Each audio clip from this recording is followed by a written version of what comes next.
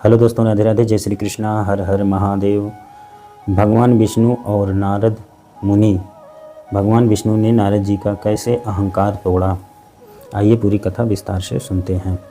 एक बार नारद मुनि जी ने भगवान विष्णु जी से पूछा, हे भगवान, आपका इस समय सबसे प्रिय भगत कौन है?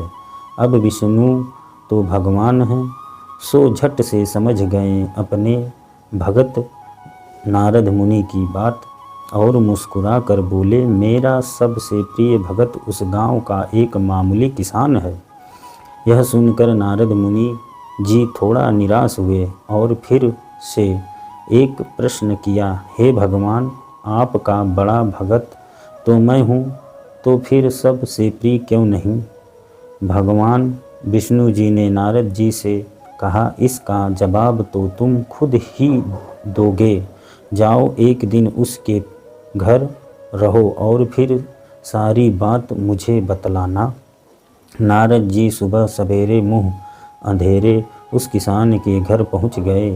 देखा अभी अभी किसान जगा है और सब ने अब से पहले अपने जानवरों को चारा परोस दिया।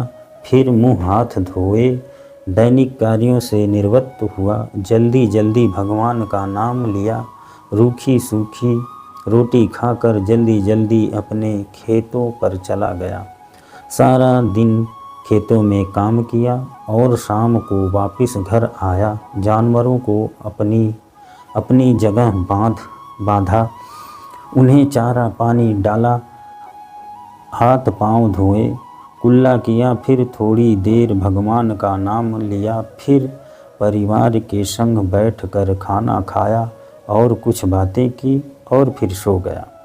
अब सारा दिन यह सब देखकर नारद मुनि जी भगवान विष्णु के पास वापस आए और बोले, भगवान, मैंने आज सारा दिन उस किसान के संग रहा, लेकिन वे तो ढंग से आपका नाम भी नहीं ले सकता। उसने थोड़ी देर सुबह, थोड़ी देर शाम को, और वे भी जल्दी जल्दी आपका ध्यान किया, और मैं तो 24 घंटे सिर्फ आपका ही नाम जपता हूँ। क्या अब भी आप सबका से प्रिय भगत वे गरीब किसान को ही मानते हैं? भगवान विष्णु जी ने नारद की बात सुनकर कहा, अब इसका जवाब भी तुम मुझे खुद ही देना।